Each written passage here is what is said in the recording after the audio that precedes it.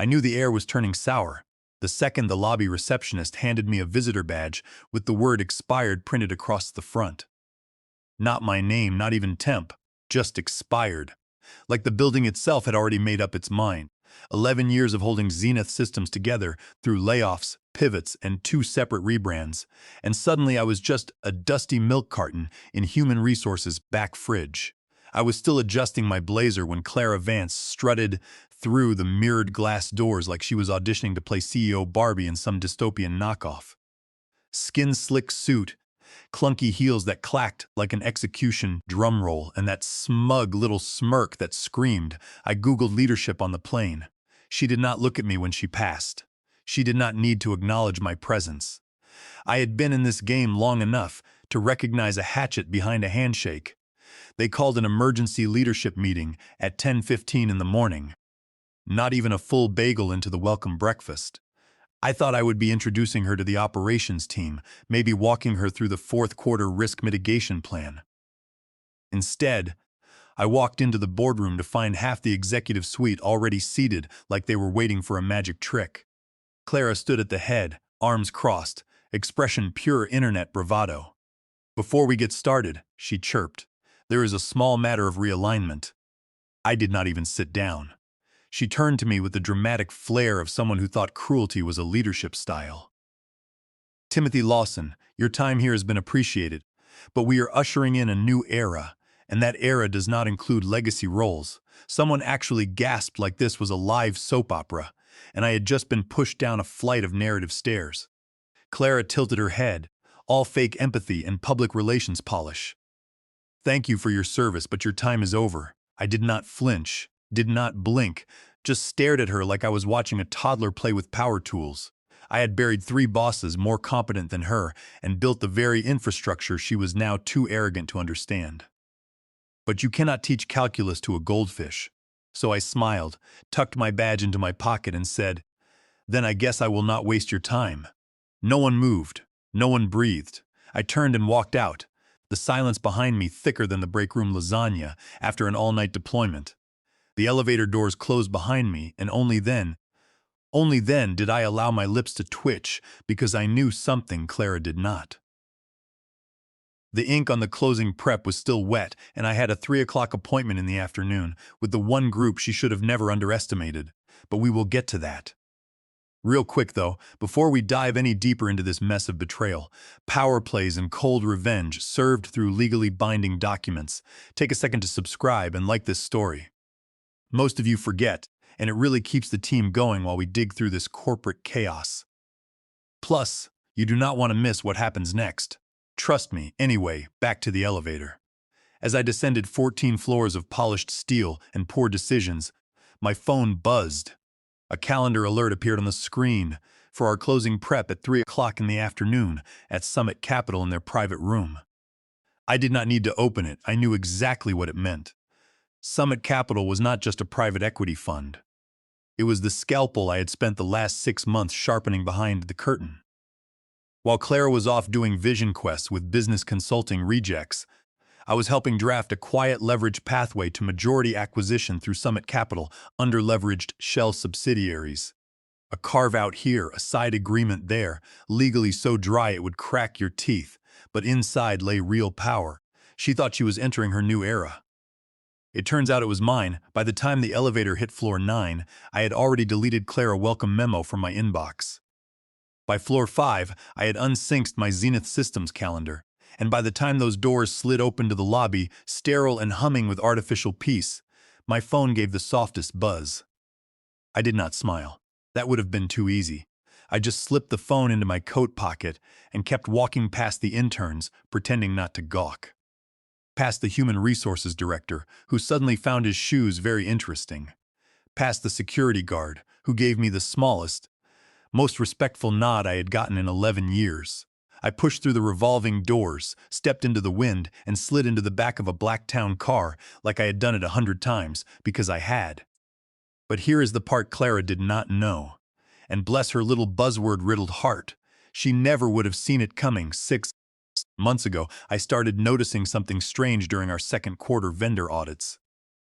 Zenith Systems Board had been sniffing around for an exit strategy, and Summit Capital had been circling like a well-dressed shark. Most people saw a standard acquisition on the horizon. I saw an opportunity hiding in the footnotes. Summit Capital had approached Zenith Systems with a surface-level interest, something clean, cosmetic, and safe, but I had met with their managing partner, George Henderson, 2 years earlier at a logistics roundtable in Denver. Back then, he joked over burnt hotel coffee that he would never invest in Zenith Systems unless it came with an operations brain transplant. So, I quietly gave him mine. I leaned back against the leather seat of the town car, watching the glass tower of Zenith Systems shrink in the rearview mirror. Clara Vance thought she had just cleared the board, but she had actually just triggered the trap. For the last 6 months, I had been feeding strategic operational data to George Henderson at Summit Capital. Our plan was not just about acquiring the company, it was about protecting it from the exact brand of reckless arrogance Clara was currently displaying. She had been brought in by a panicked board to slash costs, and I knew her first move would be to execute a mass layoff to make the balance sheet look good for the upcoming acquisition call. The sheer scale of her proposed changes was staggering, yet she had not performed even a basic compliance review of the labor regulations that governed our industry. My compliance audits had revealed that Clara was preparing to terminate 40% of our workforce, which amounted to over 300 employees, without filing the mandatory notifications. Under the Federal Worker Adjustment and Retraining Notification Act, specifically Title 29 of the United States Code, Section 2101, a company of our size is legally required to provide a written 60-day notice before executing any mass layoff. Firing that many people overnight without notice would instantly expose Zenith Systems to massive federal penalties, employee lawsuits, and millions of dollars in back pay liabilities. It was a textbook breach of fiduciary duty, an act of gross negligence that would devastate the company reputation and balance sheet. She was treating human beings like numbers on a spreadsheet, completely oblivious to the regulatory landmines she was stepping on. I had anticipated this exact scenario. When Summit Capital structured their mezzanine debt and service agreements with Zenith Systems 6 months ago, I helped George Henderson draft a very specific protection clause. Under Clause 7.2c of Service Agreement 014B, which was officially titled the Consolidated Technical Services Agreement, any material compliance violation or breach of fiduciary duty by Zenith executive officers would constitute an immediate event of default. Upon such a default, Summit Capital held the unilateral right to convert their mezzanine debt and preferred shares into voting common stock at a heavily discounted rate. This conversion would instantly push Summit Capital Holdings past the 60% majority threshold, triggering an automatic transfer of operational control. Clara thought she was acting within her authority when she dismissed me, but by firing the only executive who held the compliance keys and moving forward with her unapproved restructuring plan, she had crossed the line. She had violated her fiduciary duties to the shareholders by exposing the corporation to massive liabilities under the Federal Worker Adjustment and Retraining Notification Act. The trap was sprung, and she had walked right into it. The security guard at the gate had given me a respectful nod as I left, probably because I had helped his son get a job in our shipping department last year. Even the frontline staff knew that my presence kept the company stable. I watched the city lights flicker as the car sped down the highway. The city was moving, completely unaware of the massive corporate shift that was about to occur. But inside the glass towers, the game was already decided. The town car pulled up to the skyscraper housing Summit Capital. I walked through the quiet lobby up to the penthouse suite and was immediately escorted into the private conference room. The room smelled of polished mahogany and expensive espresso. George Henderson was already there, his charcoal suit immaculate, reviewing a stack of documents. He looked up as I entered, a dry smile touching his lips. "Well, Timothy," he said, pouring me a cup of black coffee, "I hear the new chief executive officer had a busy first morning." "Word travels fast," I replied, taking a seat across from him. "She terminated my role at 10:15. No transition plan, no handoff. Just a speech about a new era and legacy roles. George shook his head, sliding a heavy leather folder toward me. Then she just signed her own professional death warrant. Our analysts confirmed that her office uploaded the preliminary restructuring plan to the internal database 30 minutes ago. She is planning to announce the layoffs tomorrow morning on the acquisition call. No 60-day notice. No board vote. She is completely bypassing the legal requirements. It is a clear violation of Title 29 of the United States Code, Section 2101, I said, opening the folder. And a flagrant breach of fiduciary duty. She is exposing the company to an estimated $10 million in immediate legal liabilities. Exactly, George agreed, which means Clause 7.2c is fully active. We have already drafted the default notice. All we need is your signature on the operational partner agreement to execute the debt-to-equity conversion. Once you sign, we notify the chairman, and the board is legally bound to recognize us as the majority owners. I looked down at the documents. This was the culmination of 6 months of meticulous planning. I was not doing this out of anger. I was doing it because I had spent 11 years building Zenith Systems, and I was not going to let a reckless executive destroy it for a short-term stock bump. I picked up the pen and signed my name. The ink was dry and the decision was final. We were no longer just observers. We were the owners. We had acquired the very foundation she stood on, and she would find out soon enough. My mind drifted back to a rainy Tuesday afternoon 3 months ago. I was sitting in a dimly lit conference room in Midtown, staring at a draft agreement that George Henderson had laid out.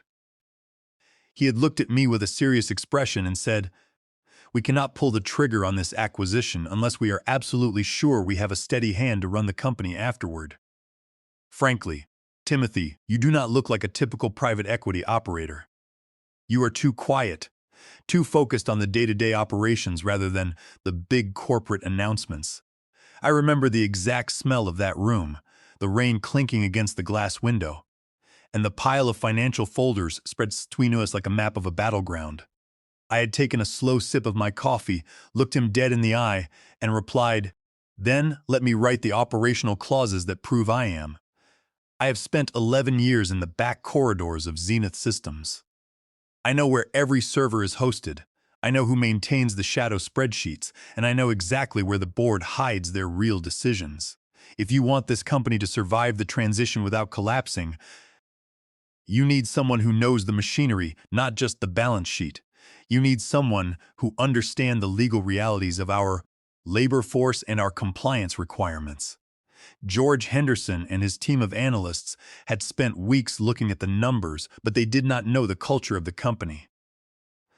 They did not know that our lead developers would walk out the door if they felt they were being managed by someone who only cared about stock options.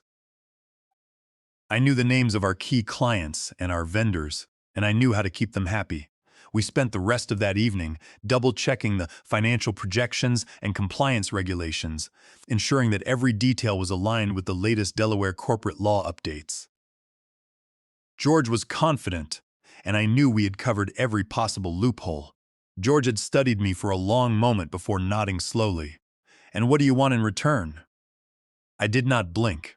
"I want to be the controlling operational partner. I want my name on the transition documents, and I want full executive authority once the majority threshold is reached." He had smiled, and we shook hands. That was the day the blueprint for my return was drawn. We spent the rest of that afternoon mapping out the legal pathway, ensuring that every transition document was aligned with Delaware corporate law. Now, back in the present, I signed my name, Timothy Lawson, at the bottom of the final page of the controlling equity agreement. I felt a deep sense of calm settle over me. The pen felt heavy, but the signature was light. I closed the folder and slid it back across the table to George. "It is done," I said. "Send the default notice and the transition packet to Chairman Harvey Albright. Title the email Transition Readiness Brief and list Clara Vance's name under roles pending immediate review." George grinned, picking up his phone to alert the legal team. "This is a very clean execution, Timothy. She will not know what hit her until the call starts." "She wanted velocity," I said, standing up and smoothing my blazer. "I am just giving her the fast response she demanded." Meanwhile, back at the Zenith Systems headquarters, Clara was likely preparing her presentation. I knew exactly what her slides looked like. They would be filled with terms like synergy, disruption, and lateral growth. She had renamed the main conference room the Innovation Hive, filling it with dry erase boards and colorful sticky notes. She was playing corporate executive, completely oblivious to the fact that the company she thought she was running was slipping through her fingers. She held a late afternoon prep session with the remaining management team. One of the project managers, a reliable guy named Eric Rains, had sent me a text message describing the meeting. Clara was apparently glowing with self-importance, telling the team that the board would follow her lead and that the acquisition call the next morning would be her official coronation. She told them that outdated structures were being shed, unaware that she was the most outdated structure in the building. She was talking about streamlining roles, while her own access to our secure servers had not even been cleared by security yet. I spent the rest of my evening in the Summit Capital offices, reviewing the 42 slides of our transition deck. We had mapped out every detail of the reorganization, ensuring that the compliance failures would be addressed immediately. The legal team, led by Abigail Jenkins, had verified every document. The debt-to-equity conversion was registered, and the transfer of voting rights would become active. At 8 o'clock in the morning, exactly 1 hour before the scheduled acquisition call, I went to bed that night sleeping better than I had in years. I knew that by the time the sun came up, the board would belong to us, and the new era Clara kept talking about would belong to the man she had fired. I woke up early, adjusted my tie, and prepared for the final board meeting. I was ready to take back the company I had helped build. The morning air was cold and crisp as I arrived at the Summit Capital offices at 8 o'clock. The legal transfer was already complete, the database updated at 8:15, confirming that Summit Capital now held 60% of the voting common stock of Zenith Systems. We were now the majority owners. The trap was fully sprung, and all that remained was the final execution. At 8:45, I logged into the virtual meeting room for the acquisition call. The participant list was rapidly filling up with institutional investors from London and Tokyo, acquisition attorneys, and the entire board of Zenith Systems. Clara Vance was already logged in, sitting in the center of the main conference suite at headquarters. She had set up a professional ring light and was wearing a bright white blazer, looking every bit the confident chief executive officer. She was smiling, chatting with the board members, convinced this was the day she would solidify her control. I saw the faces of our CFO, Peter Cole, and the Director of Strategic Operations, Laura Jennings, already on the screen, looking slightly tense but trying to maintain a professional appearance. Several European investment analysts, including a senior partner named Hans Mueller from a Zurich fund, had also joined, adding to the high-stakes atmosphere of the call. At exactly 9 o'clock, Chairman Harvey Albright joined the call. Harvey was a veteran of the industry, a man who had seen 100 deals close and knew how to read a room. He had been holding the gavel for over 2 decades, and he did not tolerate corporate drama. His expression was serious as he cleared his throat to start the meeting. "Thank you all for joining," Harvey said, his voice echoing clearly through the speaker. "Today marks a critical transition for Zenith Systems. We are finalizing our restructuring protocols and completing the transfer of controlling ownership in accordance with our recent financial restructuring." Clara leaned forward, her hands folded on the table, ready to deliver her prepared remarks. But Harvey continued before we opened the floor to the management team. "I must announce that, as of 8 o'clock this morning, Summit Capital has converted its debt holdings into controlling common stock, representing a 60% majority ownership. Consequently, they have appointed their own operational partner to oversee the transition, effective immediately." A heavy silence fell over the call. Clara's smile stiffened, the bright white light from her ring lamp highlighting the sudden stillness in her expression. "I would like to introduce Timothy Lawson," Harvey said. "He will be leading the transition as our new executive director of operations."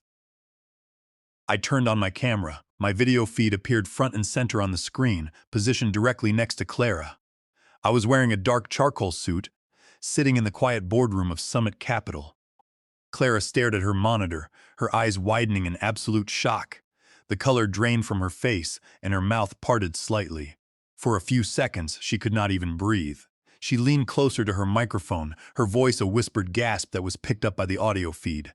"No," she muttered, "it cannot be." I did not wait for her to recover. I unmuted my microphone and spoke in a calm, measured tone. "Thank you, Chairman Albright, and thank you to the board and investors for your trust.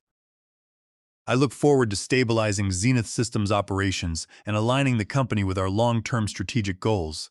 Hans Mueller, the senior partner from the Zurich Fund, unmuted his microphone and spoke with a thick accent, asking the chairman if the legal documentation had been verified. Chairman Albright confirmed that our legal team had completed the verification process.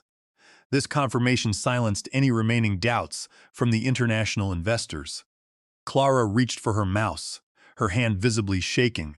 She tried to interrupt, but Harvey Albright spoke up immediately. "Clara, please keep your microphone muted until the transition presentation is complete." I clicked the screen share button, and my transition deck loaded instantly. The first slide was titled Zenith Systems Executive Transition Plan.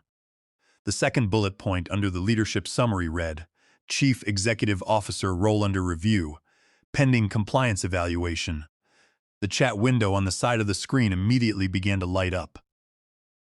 The board members and investors were asking questions, trying to understand what was happening. I proceeded through the slides, explaining the operational restructure with clinical precision. I highlighted the projected legal liabilities of the proposed unapproved layoffs, specifically referencing the failure to comply with the Federal Worker Adjustment and Retraining Notification Act under Title 29 of the United States Codes. Section 2101. I made it clear that the previous management direction had exposed the company to severe compliance risks, which was why Summit Capital had stepped in to exercise their rights under Clause 7.2 C. It was a complete, systematic dismantling of Clara authority, delivered in bullet points and regulatory citations. She sat frozen, forced to watch the entire presentation in silence. Her ring light reflected in her wide eyes, a glowing circle of defeat. The power she thought she wielded had vanished in a matter of minutes. The board members looked on in absolute silence, recognizing that the game was already over. Abigail Jenkins, the lead legal representative from Summit Capital, unmuted her microphone to read the formal declaration. Her voice was steady and formal, reciting the legal codes and contract details that solidified our control. She confirmed that the debt-to-equity conversion had been fully executed, notarized, and registered, leaving no room for dispute. The legal reality was absolute. Zenith Systems was now under our control, and the transition plan was officially in effect. The board members listened in silence, knowing that any resistance was completely futile under Delaware corporate law and our updated corporate bylaws. As Abigail spoke, the virtual chat room continued to update with messages from the executive team. The very people who had nodded along with Clara the day before were now sending congratulations to me. Peter Cole, the chief financial officer, wrote that he looked forward to working with me again. Laura Jennings, the director of strategic operations, welcomed me back, saying my experience was exactly what the company needed. It was a classic corporate pivot. They knew where the power now lay, and they were adjusting their loyalties accordingly. No one mentioned the new era anymore. They were all focused on the transition plan and securing their own positions under the new regime. When the call adjourned at 9:45, Clara was left sitting in her empty conference room, the ring light still reflecting in her eyes. I took a car back to the Zenith Systems headquarters. I walked through the lobby, receiving a warm welcome from the receptionist who had handed me the expired badge just 24 hours earlier. She looked embarrassed, but I gave her a reassuring nod. I walked up to the 11th floor and entered the glass conference room where Clara was waiting for me. She looked exhausted, her white blazer crumpled, the confidence entirely gone. "This is not legal," she said, her voice trembling as I sat down across the table. "You cannot just take the company." I slid a leather folder across the table. It contained a copy of her executive employment agreement and the default notice we had executed. "Everything is detailed in here, Clara," I said calmly. "Under Clause 7.2C of the service agreement you signed, Any material breach of compliance or fiduciary duty triggers an immediate default, allowing Summit Capital to convert its debt to voting stock. Your decision to prepare a mass layoff without the mandatory 60-day notice under the Worker Adjustment and Retraining Notification Act. Title 29 of the United States Code, Section 2101, was a direct breach of your fiduciary duties. You exposed the company to millions of dollars in federal penalties without board approval. That action triggered the default. She stared at the document, her hands shaking as she turned the page. "I did not know," she whispered. "You did not read the fine print," I replied. "You were so focused on showing authority that you ignored the legal compliance that keeps the company running. You fired me because you thought I was a legacy asset, but you did not realize I had spent 11 years writing the rules of this house. You wanted a lateral restructuring, but you did not realize that the foundation was built on legal structures you could not bend. The boardroom does not care about your buzzwords. It only cares about compliance and who holds the pen." I stood up. "HR will contact you by noon with your offboarding package. You are offered a non-executive advisory role with limited visibility for the next 90 days to assist with the transition, after which your employment will be terminated. You are not required to return to the office." Clara gathered her papers slowly, her movements sluggish, like she was carrying a physical weight. She did not look at the executive board member who held the door open. She walked past the empty cubicles, her heels silent on the carpet, a sharp contrast to her loud arrival the day before. She did not look back. 1 week later, the 11th floor was quiet. The custom coffee mugs Clara had ordered were gone from the break room, and her name had been removed from the directory. The company website had been updated, listing Timothy Lawson as the executive chairman. I walked into the boardroom at the end of the hall, the same room where she had fired me. The high-backed leather chair sat at the head of the table. I walked over, sat down, and opened my tablet to begin the morning operations review. The security guard walked by, giving me a respectful nod through the glass door. The clock was ticking, but this time I was the one who owned it. The transition was complete, and Zenith Systems was finally back in safe hands. I looked out the large window at the city, knowing that the foundation we had rebuilt was now solid enough to stand for another decade. I immediately called a meeting with department heads to establish a compliant, stable path forward, restoring the trust that had been lost.